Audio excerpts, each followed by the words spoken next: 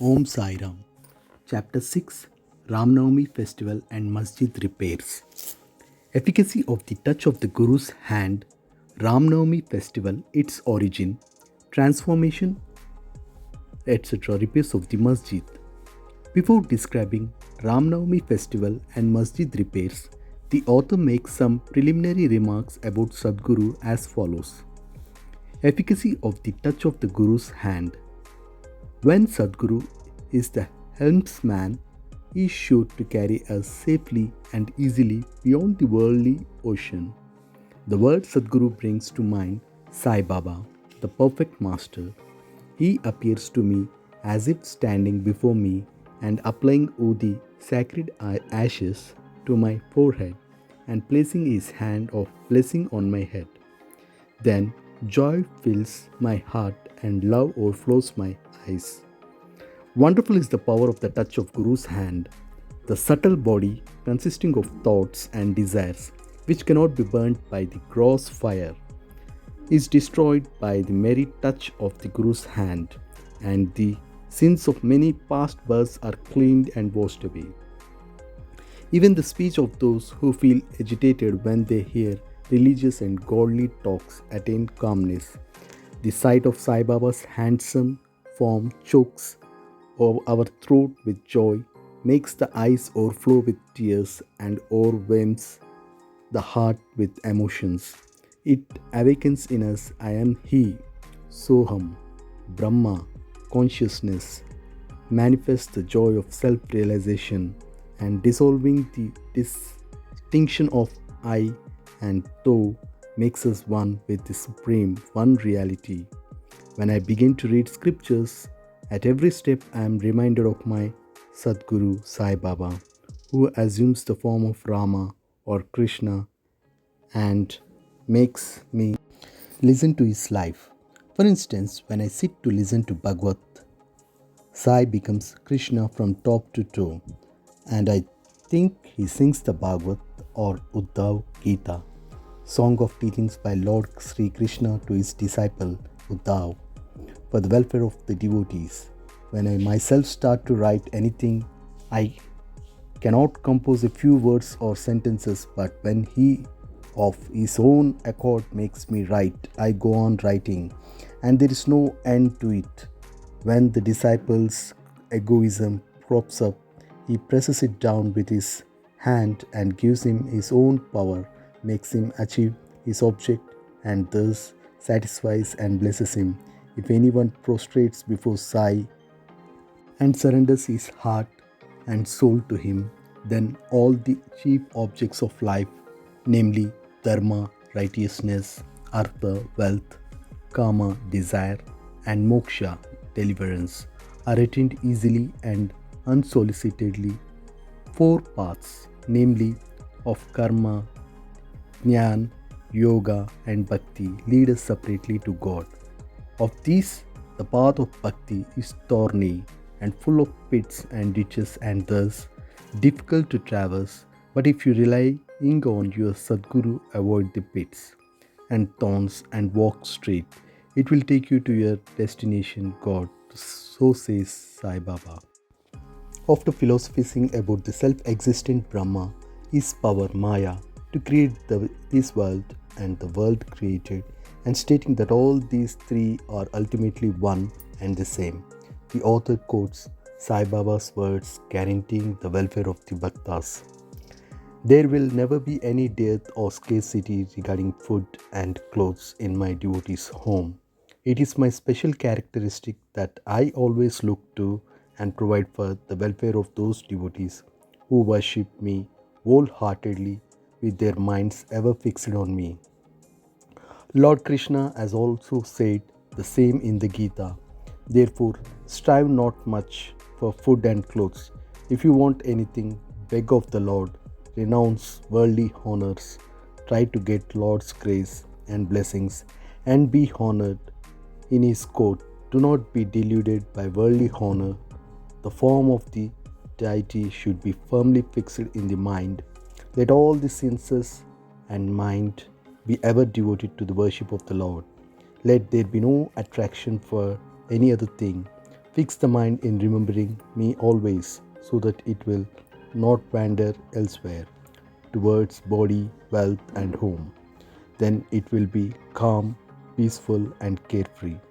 This is the sign of the mind being well engaged in good company. If the mind is vagrant, it cannot be called well merged in him. After quoting these words, the author goes on to relate the story of Ram Navami festival in Shirdi. As Ram Navami is the most celebrated festival at Shirdi, another fuller account, as published in Sri Sai Leela magazine of 1925, page 197, is also referred to, and a summary of the festival as related in both these accounts is attempted here. Origin. One Mr. Gopalrao Gunt was a surveyor in survey department at Kopargaon. He was a great devotee of Baba. He had 3 wives but had no issue. With Sai Baba's blessings, a son was born to him. In the joy that he felt due to this, an idea of celebrating a fair or urus occurred to him in the year 1897, and he placed it for consideration before other Shirdi devotees, namely Tatya Patil, Dada Kote Patil, and Madhavrao Deshpande Shama. They all approved of the idea and obtained Sai Baba's permission and blessings for it. Then an application was made to get the collector's sanction for celebrating the Urus. But as the village Kulkarni held against holding the fair, the sanction was refused. But as Sai Baba had blessed it, they tried again and ultimately succeeded, getting the collector's sanction. The day for the Urus was fixed on Ram Navami after having consultation with Sai Baba. It seems he had some purpose behind this, namely the unification of the two festivals, the Urus and the Ram Navami, and the unification of the two communities, the Hindus and the Mohammedans. As future events showed, this end or object was daily achieved. Though the permission was obtained, but other difficulties cropped up. Shirdi was a village and there was scarcity of water.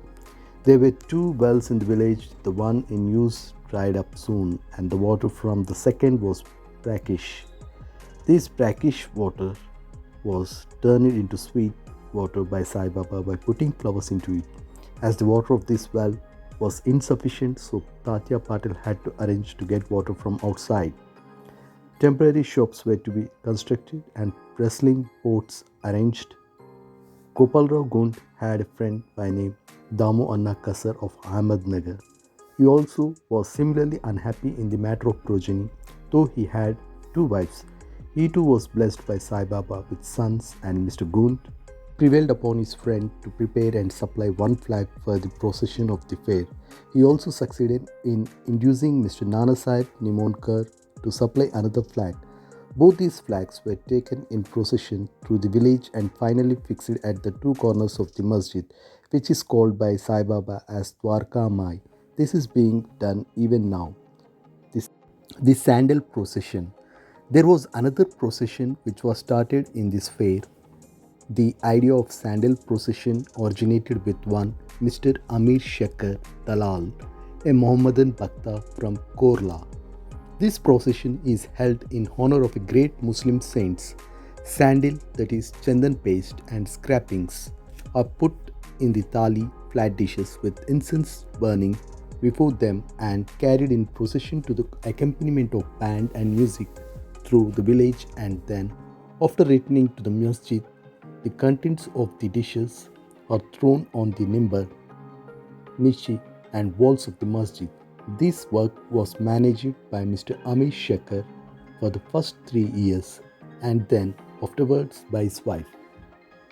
So on the same day, the 2 processions, the flags by the Hindus and sandal by the Muslims, went on side by side and are still going on without any problem. Arrangement. This day was very dear and sacred to the devotees of Sai Baba. Most of them turned up for the occasion and took part in the management of the fair. Tatya Kote Patil looked to all outward affairs, while the internal management was entirely left to Radhakrishna Mai, a female devotee of Baba. Her residence was full of guests on the occasion, and she had to look after their needs and also arrange for all the paraphernalia of the fair. Another work which she willingly did was to clean and whitewash the entire masjid, its walls and floor, which were blackened and were full of soot on account of the perpetual duni, sacred fire of Sai Baba. This she did during the night when Sai Baba had gone to sleep every alternate night in the Chavdi. She had to take out all the things, including the duni, and after thorough cleaning and whitewashing, replace them as they were before. Feeding the poor, which was so dear to Sai Baba, was also an important item in this fair. For this purpose, cooking on a grand scale and preparing various sweet dishes was done in Radha Krishna Mai's lodging, and various rich and wealthy devotees took a leading part in this. Transformation of Urus into Ram Navami festival. Things were going on in this way, and the fair was gradually increasing in importance till 1912. When a change took place that year, one devotee, Mr. Krishna Rao Jogeshwar Breshma, the author of Sai's Sagun No Pasana, came for the fair with Dada Sahib Kapade of Amravati and was staying on the previous day in the Dikshit Wada. While he was lying in the veranda and while Mr. Lakshman Rao alias Kaka Mahajani was going with puja materials to the masjid, a thought arose in his mind and he accosted the latter thus: there is some providential arrangement in the fact that the Urus or fair is celebrated in Shirdi on Ram Navami. Ram Navami is very dear to all the Hindus, then why not begin the Ram Navami festival, the celebration of the birth of Sri Ram, on this day here? Kaka Mahajani liked the idea and it was arranged to get Baba's permission in this matter. The main difficulty was how to secure a Haridas who would do Kirtan and sing the glories of the Lord on the occasion. But Bhishma solved the difficulty by saying that is Ram Akyan, the composition on Rama's birth was ready, and he would do the Kirtan himself while Kaka Mahajani should play on the harmonium. It was also arranged to get this Suntavada, ginger powder mixed with sugar, as prasad, prepared by Radha Krishna Mai. So they immediately went to the masjid to get Baba's permission. Baba, who knew everything and aware of what was happening there, asked Mahajani as to what was going on in the Vada. Being rather perturbed, Mahajani could not catch the purport of the question and remained silent. Then Baba asked Bhishma what he had to say. He explained the idea of celebrating Ram Navami festival and asked for Baba's permission, and Baba gladly gave it. All rejoiced and made preparations for the Jayanti festival. Next day, the masjid was decorated with burnt links, etc. A cradle was supplied by Radha Krishna Mai and placed in front of Baba's seat, and the proceedings started. Bhishma stood up for Kirtan and Mahajani began to play on the harmonium.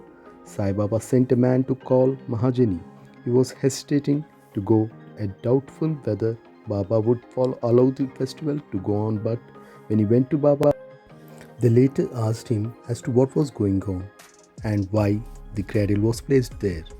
He answered that the Rama Navami festival had commenced and the cradle was put out for that purpose. Then Baba took a garland from the Nimbar Niche and placed it around his neck and sent another garland for Bhishma. Then the Kirtan commenced. When it came to a close, loud sounds of victory to Ram went up and Gulal color powder was thrown up all around. Amidst band and music, everybody was overjoyed when suddenly a roar was heard. The red powder thrown promiscuously went up and somehow fell into Baba's eyes. Baba got wild and began to scold and abuse loudly. People got frightened and took to their heels. The intimate devotees who knew Baba well took the scoldings and outpourings of Baba as blessing in disguise.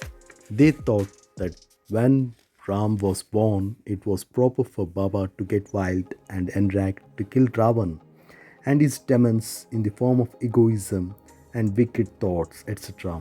Besides, they knew that whenever a new thing was undertaken at Shirdi, it was usual with Baba to get wild and angry, and so they kept quiet. Radhakrishna was rather afraid and thought that Baba might break her cradle, and she asked Mahajani to pull the cradle back. When he went to loosen and unfasten the cradle, Baba went to him and asked him not to remove it. Then, after some time, Baba became calm, and that day's program, including Mahapuja and Arti, was finished. Later on, Mr. Mahajani asked Baba for permission to remove the cradle. Baba refused it, the same saying that the festival was not yet over. Next day, another Kirtan and Gopal Kala ceremony. An earthen pot containing parched rice mixed with curd is hung to be broken after the Kirtan, and the contents distributed to all, as was done by Lord Krishna among his cowherd friends, was performed, and then Baba allowed the cradle to be removed. While the Ram Navami festival was thus going on, the procession of the two flags by day and that of the sandal by night went off with the usual pomp and show. From this time onwards, the Urus of Baba was transformed into the Ram Navami festival. From the next year, 1913, the items in the program of Ram Navami began to increase. Radha Krishna Mai started and Nam Sapta singing the glory of God's name continuously day and night for 7 days from 11th day of Chaitra. For this, all devotees took part by turns, and she also joined it sometimes early in the morning. As Ram Navami festival is celebrated in many places all over the country, the difficulty of getting a Haridas was felt again. But 5 or 6 days before the festival, Mahajani incidentally met Balabahu, who was known as Modern Tukaram, and got him to do the Kirtan that year. The next year, 1914, another Balabuha Sattarkar of Berhad, Siddhakavate district Satara, could not act as a Haridas in his own town as plague was prevailing there, and so he came to Shirdi with Baba's permission, which was secured through Kaka Sahib Dikshit. He did the Kirtan and was sufficiently recompensed for his labor. The difficulty of getting new Haridas every year was finally solved from 1914 by Sai Baba, as he entrusted this function to Das Kanu Maharaj permanently, and since that time he has been successfully and creditably conducting that function until now. Since 1912, this festival began to grow gradually year by year. From the 8th to 12th of Chaitra, Shirdi looked like a beehive of men. Shops began to increase, celebrated wrestlers took part in wrestling bouts, feeding of the poor was done on a grand scale. Hard work and sincere efforts of Radhakrishna turned Shirdi into a Sansthan. State paraphernalia increased. A beautiful horse, a palanquin chariot, and many silver items, utensils, pots, buckets, pictures, mirrors, etc. were presented. Elephants were also sent for the procession. Though all this paraphernalia increased enormously, Sai Baba ignored all these things and maintained his simplicity and modesty as before. It is to be noted that both the Hindus and Mohammedans have been working in unison in both the processions during the entire festival, and there has been no confrontation or quarrel between them at all so far.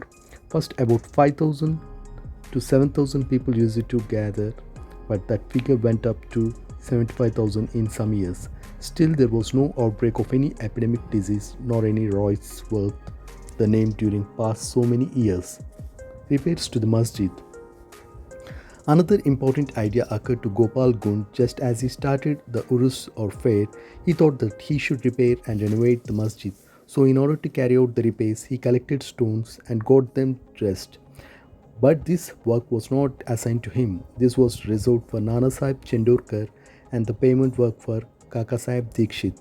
Initially, Baba was unwilling to allow them to have work done, but with the intervention of Malsapati, a local devotee of Baba, his permission was secured. Baba took a small gaddi for his seat, discarding the usual piece of sackcloth used till then. In 1911, the Sabha Mandap courtyard was also put in order with great labor and effort.